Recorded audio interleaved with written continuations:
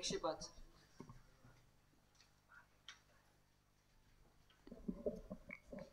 तपासावर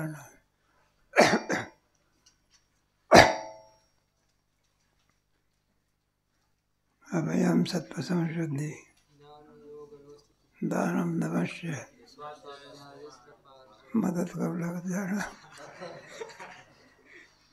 स्वाध्यायस्तपास. तेव्हा स्वाध्याय म्हणजे आपण जो काही श्रुतीचा अध्याय करतो, नामस्मरण करतो, त्याचा हेतू कोणता आहे? ईश्वर प्राप्ती. मग त्याच्याकरता प्रयत्न करणं त्याला स्वाध्याय. आता तपाच्या वर्णनामध्ये हे सगळं आलेलं आहे. 2 प्रकारचं तप आहे, कायिक आणि वाचिक. जेव्हा शरीर बरं का आपल्या स्वरूपाच्या करता आणखी त्याचा उपयोग करणे, त्याला तपस म्हणतात. त्याचं ते वर्णन आहे का? आता अध्याय आहे ना. आता तवाभिप्राय ऐक सांगू, तरी दाने सर्वस्व देणे, वेचणे ते व्यर्थत्व करणे, फळवणी स्वय सुखणे औषधीचे. दाने सर्वस्व देणे. आपण जे काही दान करतो त्याच्यामध्ये कोणत्याही प्रकारे निमित्त नसते. आपण कोणत्याही दान देतेवेळी कोणती अपेक्षा करीत नाही. फळवणी जैसे सुखणे औषधीचे. फळवणी जैसे सुखणे. एखादं कणीस असतं, ज्वारीचं ताट असतं, एकदा कणीस दिलं की ते काय होतं? सुकून जात. पुन्हा दुसरं देण्याकरता तयार आहात. दुपाचा अग्निप्रवेश, कनकी तुकाचा नाश, पितृमोक्ष शोषिता राज, चंद्राचा दैसा. दुपाचा अग्निप्रवेश. अग्नी जो असतो एकदा विजला म्हणजे असा धूप देतो. कनकी तुकाचा नाश. त्याप्रमाणे इंद्रिय जे काही अलंकार असतात ते अलंकार आणि तुकाचा नाश म्हणजे आटले म्हणजे असा अलंकाराचा नाश होतो. पितृमोक्ष पोषिता अग्निप्रवेश. काल होऊन गेला की नाही का अक्षय तृतीया. 2 अध्याय आहे. पितृमोक्ष अमावस्या, त्याला तिकडे आकारपाक म्हणतात आहे ना. त्यालाच पितृमोक्ष आहे. पित्राकरता काय करायचं असतं, इथे आपण त्यांना काही दिलं म्हणजे काय होत असे, वैकुंठामध्ये राहणारे पितर तृप्त होतात. त्याच्यावर 4 भागांनी आक्षेप घेतला आहे. ते म्हणले इथल्या लोकांना जीव घातला ते कोणाला प्राप्त होते? स्वर्गातल्या लोकांना. मग आपण तरी काय करायचं? एखादा कामगार मनुष्य आहे, जो नोकरीला जात असला, डबा करून जात असला, मग त्याला कशाला सांगायचं डबा करून जायचं म्हणून? त्याच्या नावाने इथे एक माणूस जेवण घालायचा म्हणजे तो काय होतो? तृप्त होतो. त्याचं खंडन करतात. 4 भाग असतो ना दर्शनघात. ते म्हणलं इथून पुन्हा त्याला दुसरीकडे डबा पाठवण्याची काय रे? त्याच्या नावाने काय करायचं? इथे 4 भागाच्या खंडनामध्ये भरपूर हे असं. जेवढ्या वेदांत शास्त्राने प्रमेय मांडलेले आहे त्या प्रमेयाचा विरोधी पक्ष जसा कोणताही सांगितलं तरी त्याच्यातला उणीवा काढतो. वेदांत शास्त्रामध्ये ईश्वर आहे, तर म्हणतो ईश्वर कुठला आला? ईश्वर विश्वर.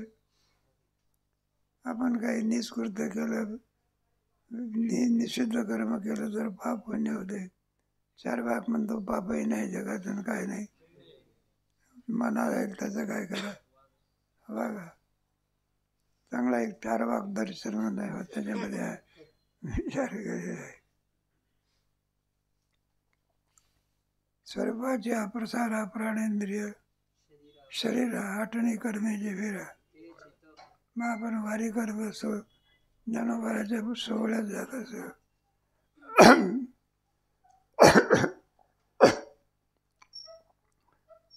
मग त्याच्यामध्ये आपण शरीराकडे नाही का, एखाद्याला सांगितलं म्हटलं हो हे भारी आहे, पंढरीचे वारकरी ते अधिकारी म्हणलं बरोबर आहे, एवढ्या उन्हात जायचं, तापत बसायचं, खालून जमीन तापते, वरून सूर्य तापते. मग तो शरीराला महत्त्व देतो का वारीला महत्त्व देतो? शरीराला महत्त्व आहे. कोण? 4 भाग. आणि आपल्या ह्याच्यामध्ये काय? वारीला. त्याच्याकडे वारी करता स्वरूपाची हा प्रसारा लागे प्राणेंद्रिय शरीरा आठवणी करण्याच्या विरा. पाऊस पडत असतो वारीला गेलो म्हणजे, नौका मनुष्य म्हणत असतो, अहो एवढा मोठा पाऊस पडून राहिलेला आहे, तुम्ही पावसात वारी करून राहिले. मग त्याचा निश्चय असतो तो हे काय म्हणलं, मातीचं ढेकूळ आहे का विरून झाला पाऊस पडेल. पडला तर शरीराच्या विषयी तो हे करीत नाही. आठवणी करण्याचे विरात त्याची तप अपवानारीचे तपाचे स्वरूप जरी असे तरी जाणचे विद्वंशे सुधारिताच. तपाचं स्वरूप जरी असलं तरी जाणचे विद्वंशे सुधारिताच. जसा आणखी काय करत असतो तुमचे दुसरा प्रकार त्याचा, तो राजहंस नावाचा पक्षी दूध आणि पाणी एकत्रित असताना चाचूच्या द्वारा दूध ग्रहण करतो, पाणी. तसा इंद्रिय आणि प्राण त्याचप्रमाणे आत्मा याची सरभेसळ झाली आहे. मग तप काय करतं? इतराचा निराश करून शेवटची काय उल्लेख आहे? आत्मा. त्या मिश्रणामधून कोण काढतो? तो नाही का, नासत्व विद्यते भाव.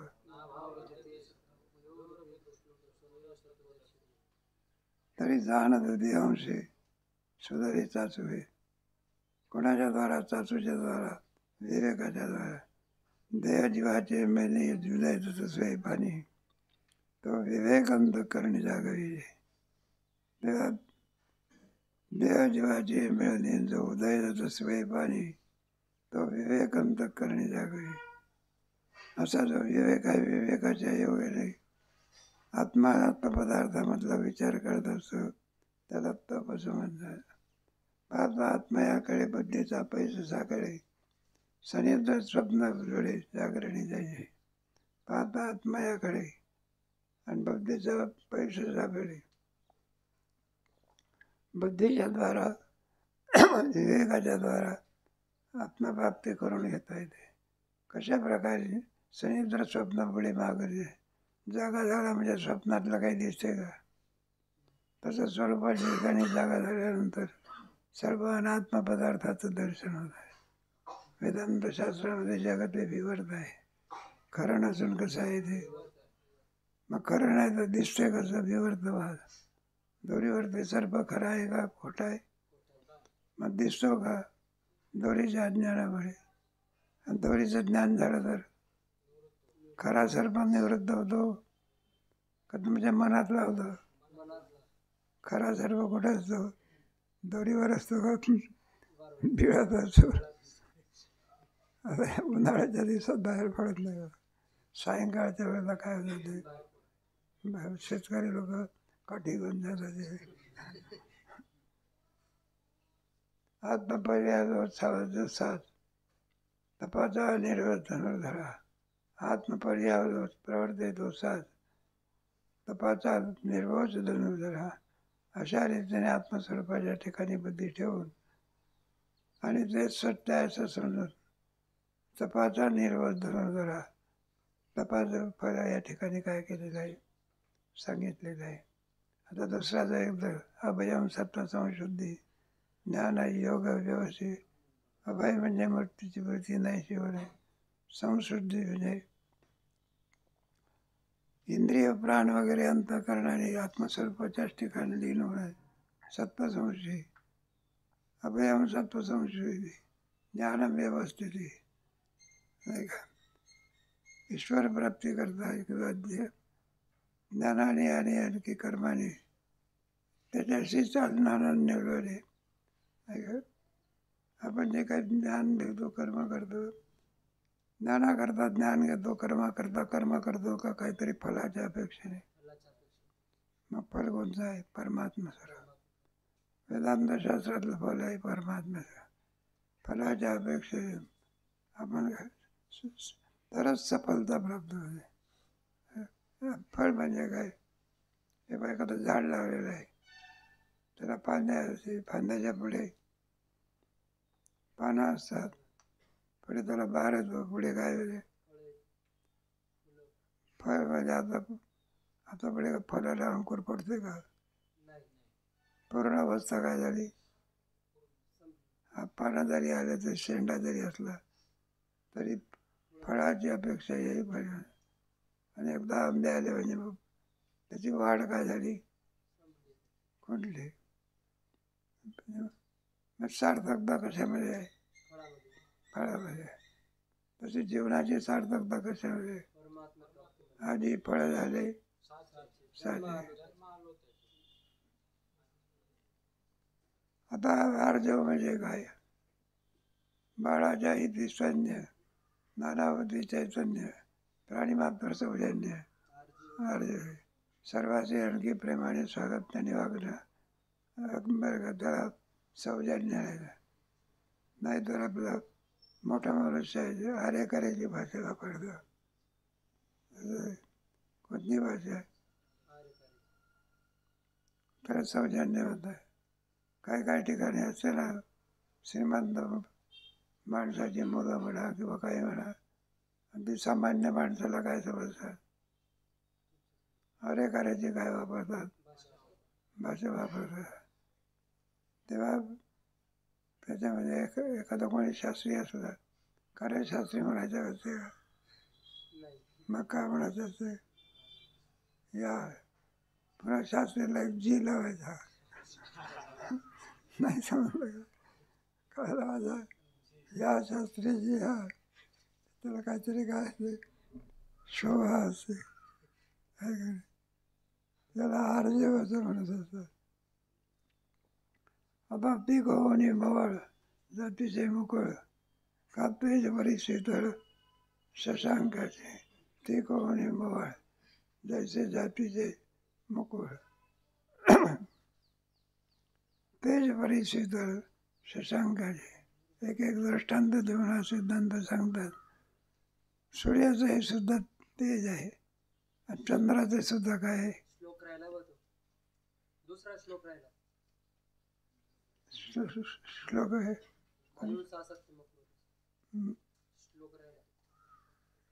दुसरा श्लोक राहिला आहे. दोन श्लोक आहे. अहिंसा सत्यवती एकत्याग शांती अपैशनम दया भक्तत्व गौरवोत्तम मार्दवमरी. हे राहिलं नाही का? श्लोक राहिला आपला अहिंसा. कोणत्याही प्रकारे कोणालाही काया वाचा मनाने पीडा न देणे, याला काय म्हणायचं? या अहिंसा तत्वाचं ज्ञानेश्वर महाराजांनी 13व्या अध्यायामध्ये 20-25 ओव्या सांगून त्याचं विवरण केलं आहे. मोठ्या माणसालाही मोठं होत आहे, त्यांनी पुन्हा काय होत आहे? लहानही होत आहे. एका ओळीमध्ये संपवून टाकला. तेच झालं. पुढे अहिंसा सत्य. सत्य म्हणजे असं बोलणं की ज्याच्या योगाने सगळी संध्या निवृत्त होईल. कानाला काय लागेल? गोड लागेल. सगळे संशय काय होईल? याला आणि काय म्हणत असतात? सत्य असं म्हणत असतात. सत्य सत्य. कानालाही काय वाटते? एखादा मनुष्य आहे, आपल्या आईचा परिचय करायला लागला. म्हणलं का ही आमच्या वडिलाची मिसेस आहे. हे बोलणं आहे का नाही? आणि आमच्या वडिलाची मातोश्री आहे, हे सुद्धा काय बोललं आहे. अर्थात एकच आहे, आणि एक कानाला कसं वाटते? होय. आणि एक मला हानू कसं असं सत्य बोलणं.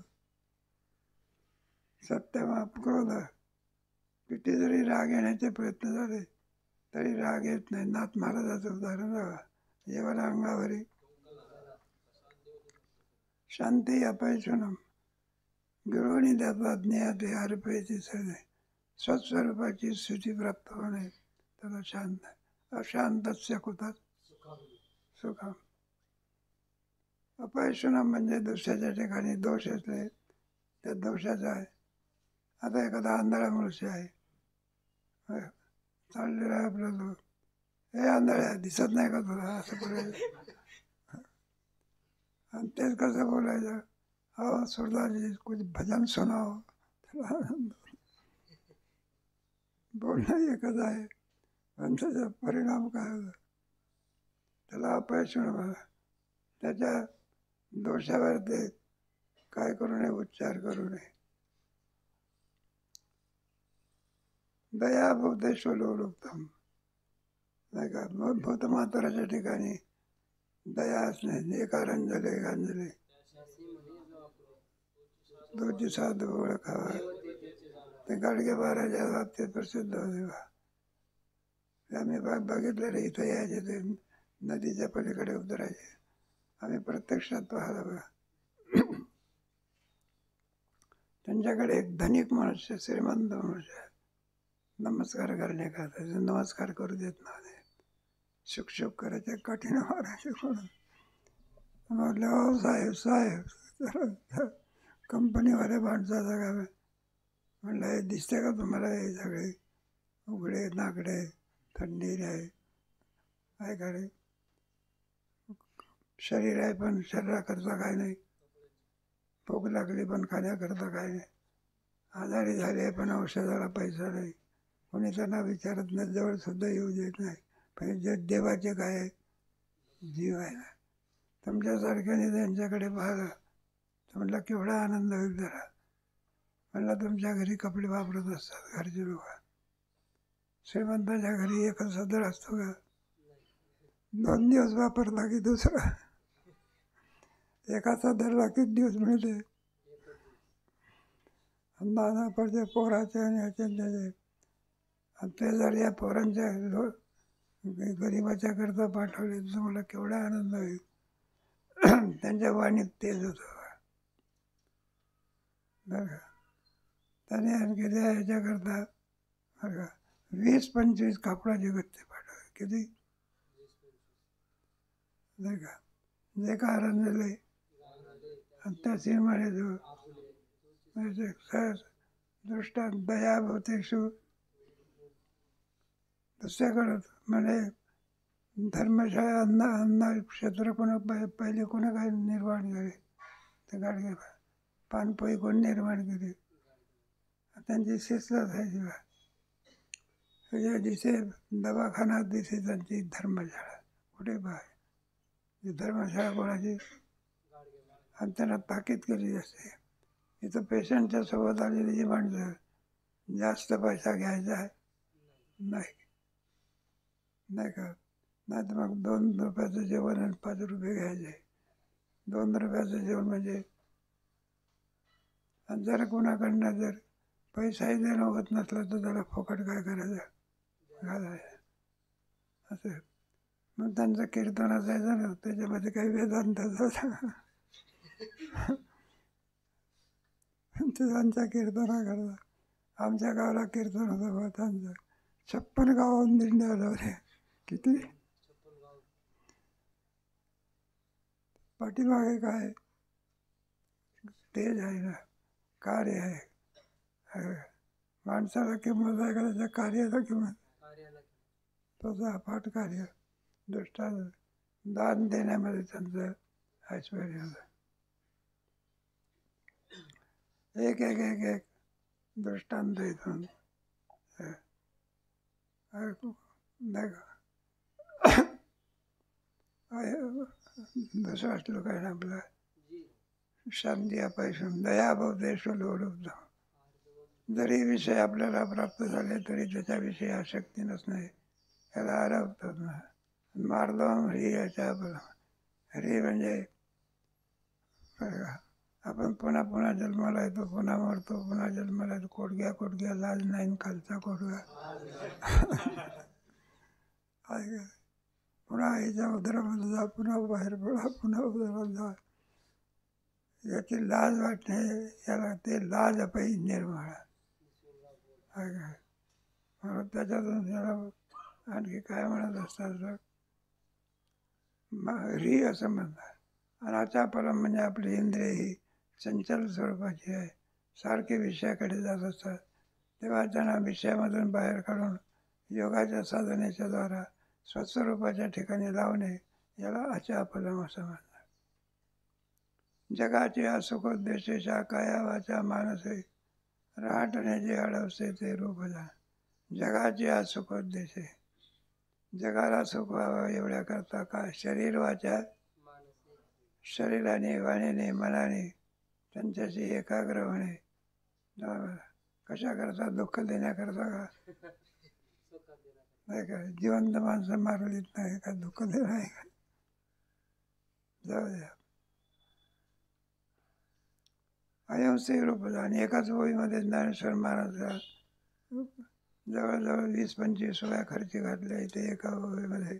सगळ्यात स्वरूप मोठे वक्ते असतात ना ते थोडक्यातही बोलतात. पण पुढे बोलल्यामध्ये काय चाललेलं हे सामान्य वक्त्याला समजत नाही. बा 2 मिनटं वेळ दिला तर 15 मिनटं होऊन गेले तरी भाषण थांबवतच नाही. काय सांगतो असं मोठ्यांचं असते का. आणि तिकोनी मवा जातीचे मुकुळ आणि परिशीतळ तेज जायचे शीतळ शशांकाचे. तेव्हा दोष कसे नाहीशी करतात याच्याकरता आणखी दिलेला दृष्टांत आहे. तेव्हा तिखो आणि मवाळ जातीचे मुकुळ जसं फूल असतं त्याप्रमाणे तेज परिशीतळ शशांकाचे चंद्राच्या ठिकाणी असलेला प्रकाश कोणत्याही प्रकारे आपल्याला इजा करीत नाही. दाविताची रोग फेडू आणि जीवे तरी नाही कडू मोकदमा घडू उपमा कायची. दाविताची रोग फेडू असं कुठं औषध आहे का. नाही का. औषध घेऊन सुद्धा गुण येईना. काय घेऊन आणि दुसऱ्या औषधात दाखवलं तर रोग गेला असं काय का. अशा प्रकारे काय आहे. दाविताची रोग फेडू जीवे नव्हे ते कडू. माणसाला औषध आवडतं. कोणतं आवडतं जे गोड असेल ते जीवे तरी नव्हे कडू. असे ओखदराही कडू असल्या प्रकारचं आणि ते औषध आहे. ते औषध आजपर्यंत कधीही निघालेलं जर असतं तर आम्ही उपमा दिली असती. पण असं नाही का. नाही का. औषध पाहिल्याबरोबरच रोग जातो. अजून असं औषध किती शिकलेला डॉक्टर असेल तरी त्याला काढता येईल. उपमा कशी. मऊपणे बबळे जगडत आहे परी नाडळे. म्हणजे पुढे कोराडे पाहिजे. मऊपणे आपल्या डोळ्याला पाणी लागलं. अगदी नाजूक डोळे असतात. आपण डोळे पाण्याने धुत असतो तेव्हा कधी डोळ्याला कधी इजा झाली आहे का. फेडीला कोराळे पाणी आहे. पण पाण्याचा लोट जर नदीला आला दगड फोडून पाणी काय होते. तेच पाणी डोळ्याला लावलं तर इजा होऊ देत नाही. आणि तेच पाणी वेगाने आलं तर दगड काय करते. त्याप्रमाणे एक एक एक एक दृष्टांत. थोडा वेळा संदेह तीक जायचे कालो साव्यात तरी माधवी. आता तुमच्या ह्याच्यामध्ये थोडा वेळा संदेह का म्हणलं. जगताचा परिणामवाद आहे का, आरंभवाद आहे का, विवर्तवाद आहे का. तुमच्या पंचदशीमध्ये आहे तेव्हा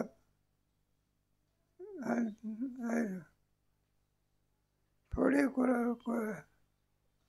पाणी द्यायचे. थोडा वेळा संदेह नाना प्रकारचे संदेह. जीव ब्रह्माचं ऐक्य आहे का, देवाचं ऐक्य नाही. जगत सत्य आहे का, मिथ्या आहे का. असल्या प्रकारचे साधकाचे काय असतात संशय. अर्जुनाचे नाही का सांगते. म्हणलं हे रूप बरं का ते रूप बरं. एवम सतत युक्त आहे भक्तास्तवम परिपाले. याच्यापेक्षा व्यक्तम ते सांख्य योग 12 अध्यायाचे अध्याय प्रश्नाने म्हणजे आवेश मनोये माम नित्ययुक्ताव सद्वया परिउपेता असते हे अक्षरम निर्देश शंका नाहीशी केली ना आहे काय. मला ते निरुपाधिक स्वरूप सांगा. अर्जुनाच्या शंकेचं परमात्मा काय देतात? उत्तर देतात. नाही तर मग आपली शंका केलेली आहे, उत्तर देण्याचं सामर्थ्य असं आहे. मुलाने विचारलं, म्हणलं गुरुजी, म्हणलं व्यासपीठ म्हणजे काय?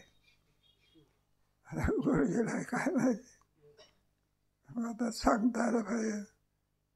आता गुरुजीने सांगितलं, म्हणलं अमेरिकेमध्ये व्यास नावाचा धान्य आहे, त्याचं जे पीठ असते त्याला कोणतं पीठ म्हणतात? इन्स्पेक्शन करण्याकरता साहेब आले. काय शिकवलं, किती शिकवलं हे पाहायचं होतं. मग त्याने सहज विचारलं, म्हणलं शिवाजी महाराज. म्हणलं का शिवाजी महाराज? शिवाजी महाराजाचा जन्म कोणत्या किल्ल्यात झाला? तर मला कुठं सांगता येते. सगळी अब्रू जायची का आधी पाळी आली. मग गुरुजी विचारते, मला किल्ले कुठे जन्म झाला? प्रश्न कोणी केला? साहेबाने. मुलाला. गुरुजीला पाहिलं, मग त्याच्या कमरेच्या किल्ल्या दाखवल्या. मला अरे कुठं जन्म झाला? मला किल्ल्यात झाला. हा बरोबर. आता किल्ले 10-12 आहे, कोणत्या किल्ल्यात झाला?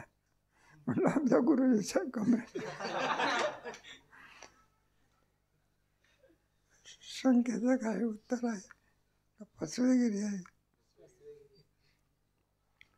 म्हणून सगळ्या शंकेचं काय झालं पाहिजे? थोडा वेळ असून द्या.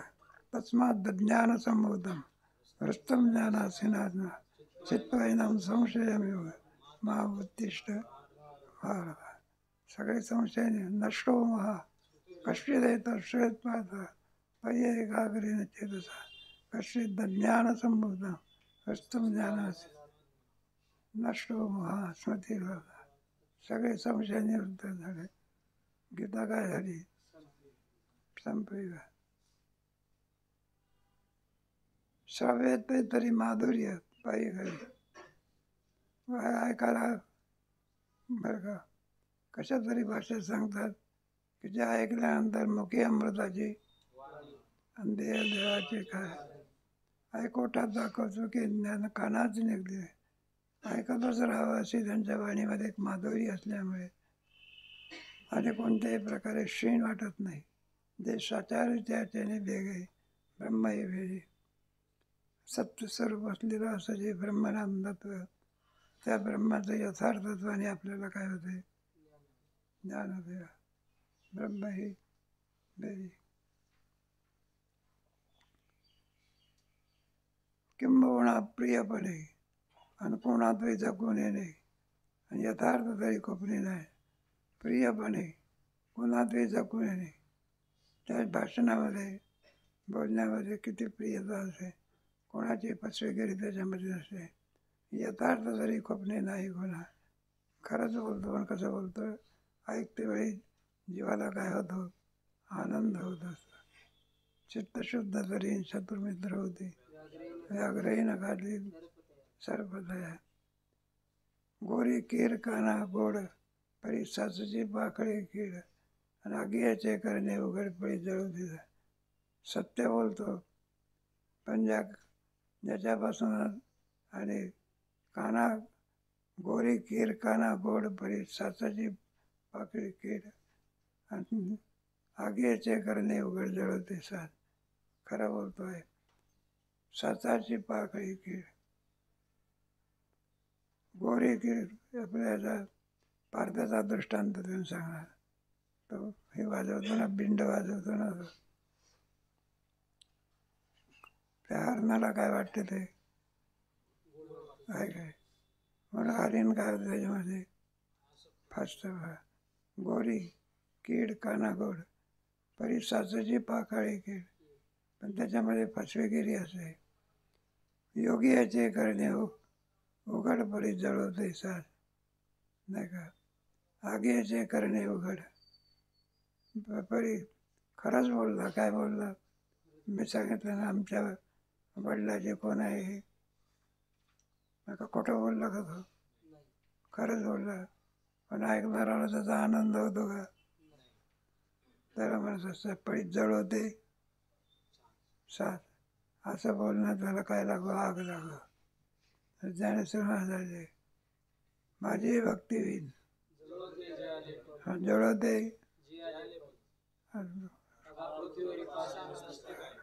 ज्ञानेश्वर महाराजांची अंतिम रागवण्याची क्रिया कोणती? तुझ्या घराला काय लागू. कानी ऐकला लागता माहूर अर्थे भांडे जिवार. आणि ते वाचन आहे सुंदर दावाचे, कानाला गोड लागते पण भांडे जिवार याचा काय अर्थ केला बरोबर. भविष्य वाचलं जिवार शब्दाचा काय केला. कानी लागता माहूर मर्मभेदन करते. मर्मभेदन करते. मर्मभेदन काय. ज्या बोलण्याच्या योगाने ते होती ना, द्रौपदी होती का, आणि कौरव काहीतरी पाहण्याकरता गेले होते. तिथं पाणी आहे, तिथे कोरडी जमीन असायची, कोरडी जमीन आहे तिथे पाणी जायचं.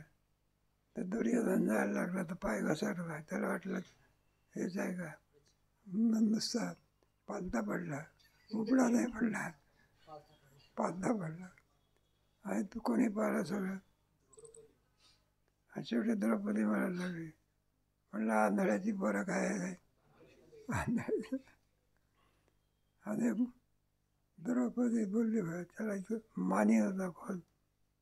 अतिमानात दुर्योधन बद्धा. अतिमानी असल्यामुळे भारतीय युद्धाचा मग वस्त्र फेडण्याचं कारण काय आहे.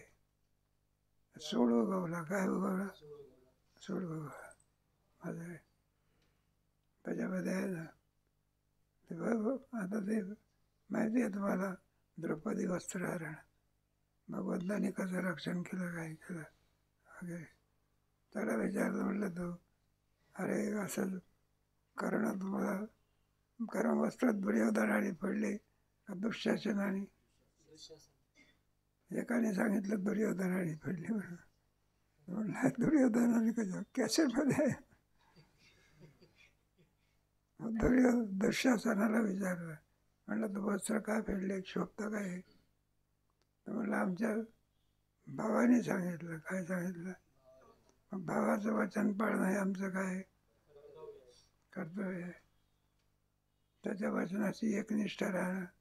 म्हणलं त्याच्या वचनाची एकनिष्ठ राहणं यावेळेची तुझा आणखी निश्चय आहे. मग तुझ्या भावाने तुला सांगितलं शेण खा म्हणून. काय खा, खातो का तू? हे कसं तुला जमत नाही. आणि वस्त्र फेड म्हटल्यानंतर वस्त्र फेडायला लागलं. जाऊ दे, दृष्टांत संपला आपला. परी जळवते नाही, वाचन ते सुंदर लाव ठेवा. ती वाचनातून कोण आहे. लाव, लाव शब्दाचा काय केलेलं आहे, हडळ. हडळ असते ना, तर त्याचं वर्णन केलं आहे. हडळ असते. पर्यायिता कोपवणी शोक, लाडाने मौद्याचे पुष्प आणि मातेचे स्वरूप द्यापरी. आई ते कोपवणी शोक. आईच्या बोलण्यामध्ये कोणत्याही पद्धतीनं का असेना तिच्या अंतःकरणामध्ये असलेला भाव आपल्याला कार्ट्या तुला कुठे बागुलवाला देऊन टाकू असं जरी वाटलं तिच्या बोलण्यामध्ये.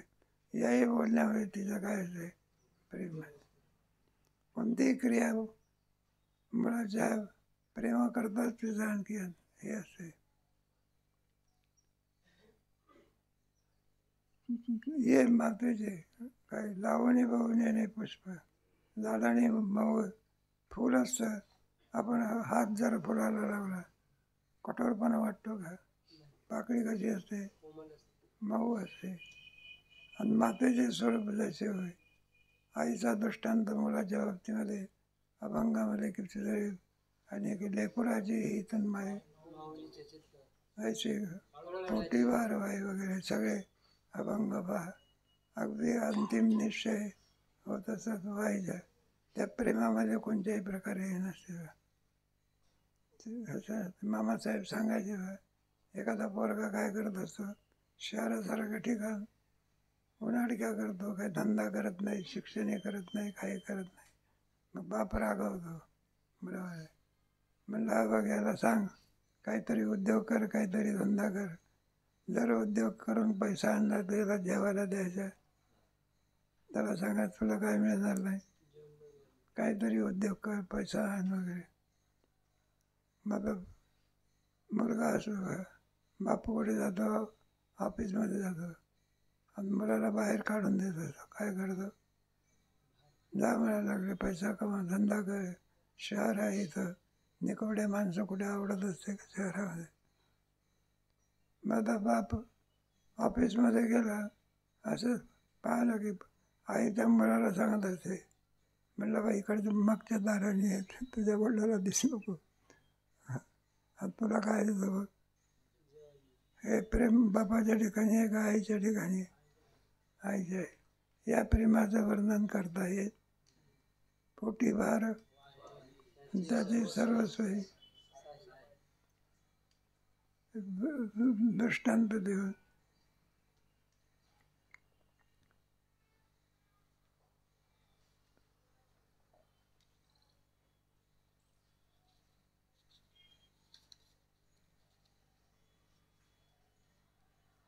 मातेचे स्वरूप जैसे होय,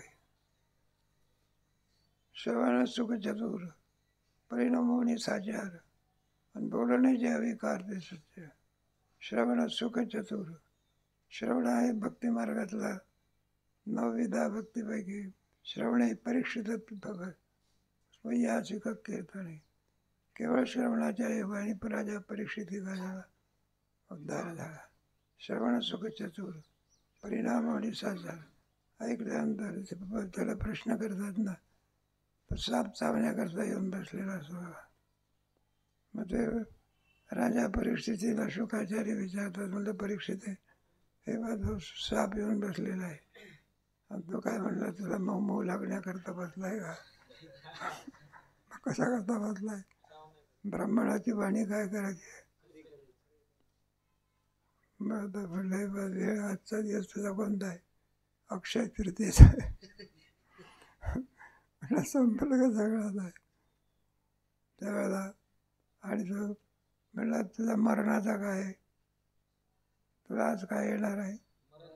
मग परीक्षित काय उत्तर देतो, म्हणला तुमच्या श्रवणामुळे हो. परीक्षित श्रवणे परीक्षितच भव, श्रवणे पतीत झालं नृपती. 7 दिवसात मुक्ती झाली असं बरं. आता परीक्षित उत्तर देत असतो, तर म्हणला मरण कोणाला येणार आहे? ज्याला मरण आहे त्याच्याशी आमचा काही संबंध राहिलेला. मरण कोणाला आहे? आणि शरीराशी आमचा काही संबंध.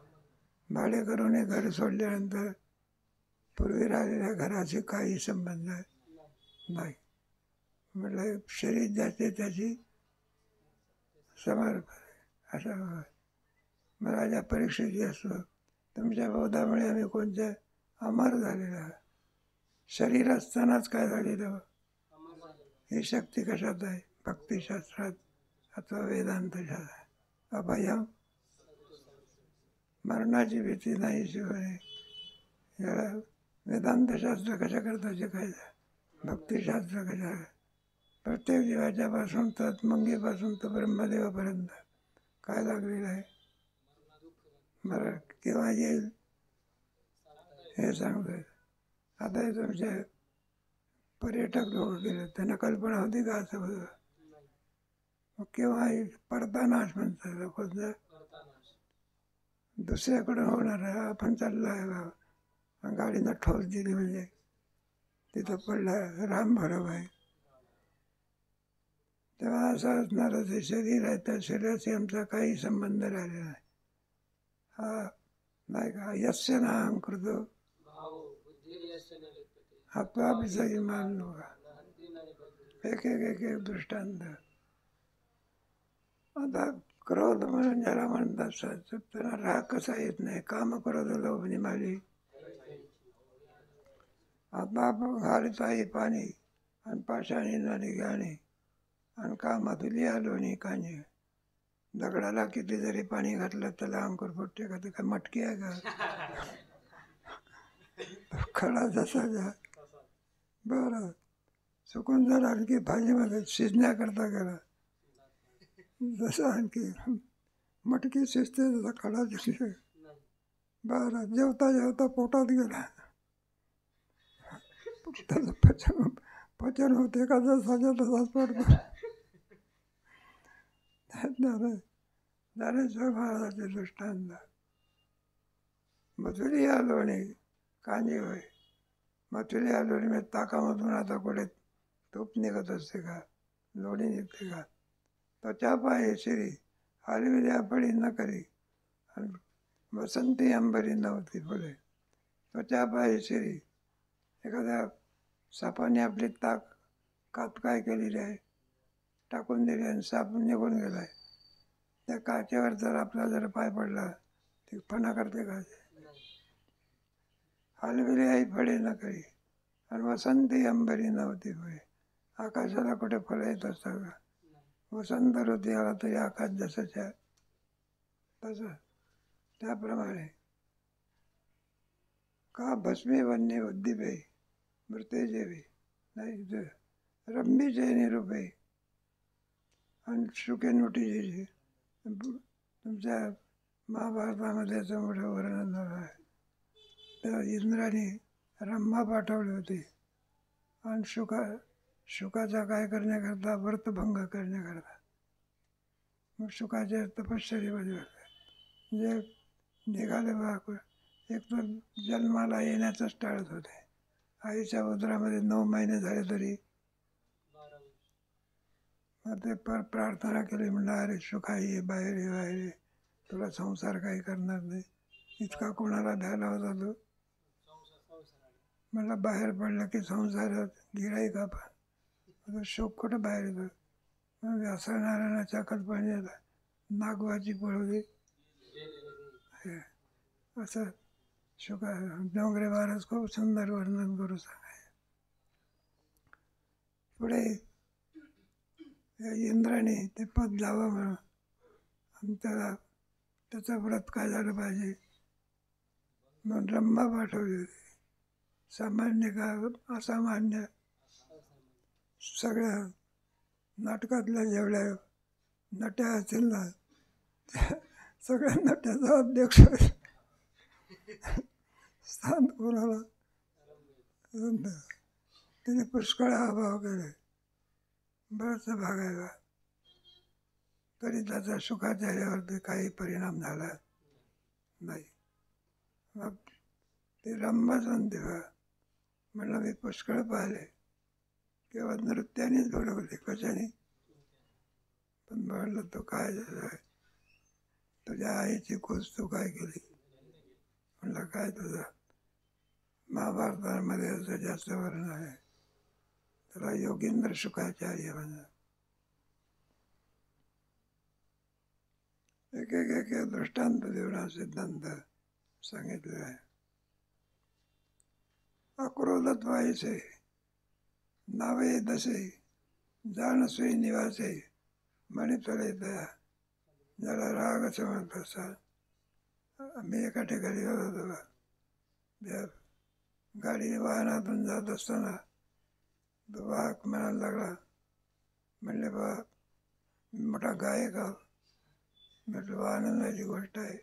आम्ही 3 चाल्या दिल्या होत्या तर चाल का म्हटली नाही. मला चाल म्हणण्याकरताच उभा राहिलेला होता. ते कीर्तन ऐकणं ते काही नाही. म्हणलं असं मला वाटलं पहिला चाल कोणाला देईल उभा राहा. म्हणलं चाल देणाराने कोणते नाही दिली पहिली नाही. बरं म्हणलं दुसरा दे. काय दे म्हणलं दुसरी दिलेली. आणि मग काय विचार तळपायाची आग कुठे गेली मस्त काय. आणि मग तिसरी दिन नाही दे. असा राग आला. म्हणलं काय विचारून टाळ फेकूनच काय करावं. आणि मला तो म्हणायला लागला, म्हणलं बा तुम्ही वेदांत कशाला सांगितलं होता, इथल्या लोकांना काय कळतं म्हणलं वेदांत वगैरे. म्हटलं अरे वेदांत सांगितलं पाहिजे, नुसतंच काय सगळा चिवडाच वाढायचा का नाही का, काहीतरी काजूचा बदामाचा काय वाढलं पाहिजे. लय पा तुला तरी राग येण्याचं कारण काय, साथ देणं न देणं आहे तुझ्या हातात आहे का दुसऱ्याच्या हातात आहे. तुला राग येण्याचं कारण काय नाही का. मग आता चाल न दिल्यामुळे काय आला, राग आला. त्याचा अर्थ असा आहे, तो नव्हता का पूर्वीच झालं का, नव्हता का असलेलाच आता निमित्त मार्ग काय झाला. साधू संत आहे, काम क्रोध लोभ अंत म्हटलं तरी सुद्धा विकार उत्पन्न होत नाही. सैव मुक्ता, त्याला कोणता फळ काम नाही, काम नाही.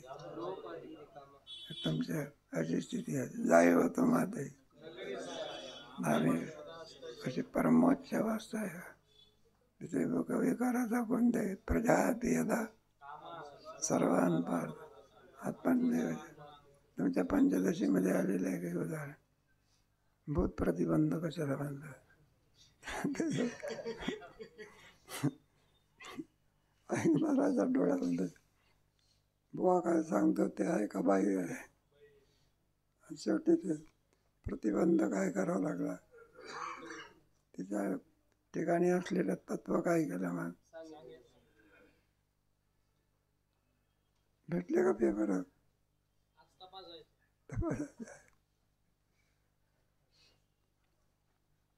पचा पाय शिरी हे झालं की आपलं रंभीचे निरूपे सुखी नदीची कंदर्पे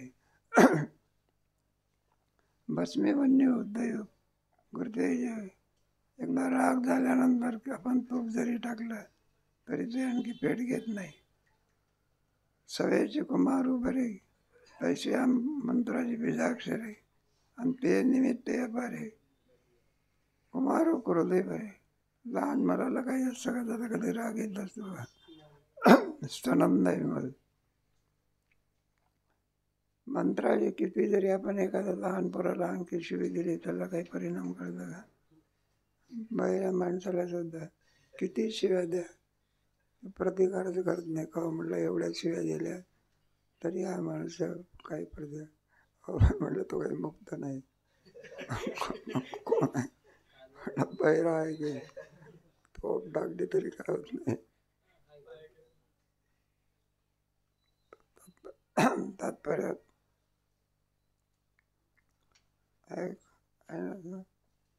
निमित्त निमित्त या पारी मिळली धातयाही पाया पडता न ती घटाई उपन्न सुद्धा तैसी नपजे उपजविता क्रोधवर मिळा.